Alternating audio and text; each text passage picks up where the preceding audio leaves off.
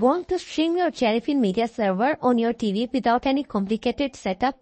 I have got a super simple step-by-step guide to make it happen fast without spending a penny on extra apps. First, you'll want to make sure your TV is ready for this. Check if it supports web browsing or can connect to external streaming devices. Most modern TVs will work with Jellyfin, so you should be good to go.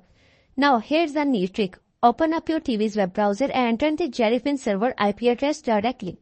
This way you can log in and start streaming from your TV, no apps required. To make it even smoother, go into your Jellyfin server setting and enable the DLI name. This will allow your TV to recognize Jellyfin as a media server on your network. Once that's set up, you will see it appear as an option under the media source on your TV. From there, you can browse and play your content directly.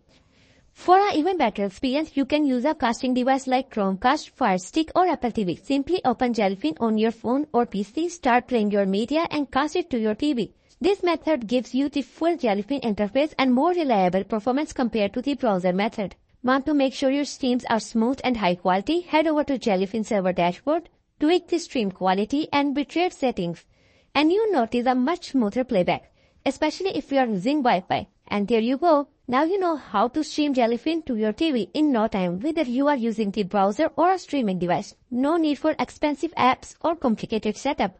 If you found this video helpful, don't forget to hit the subscribe button and leave any comments if you have any more questions.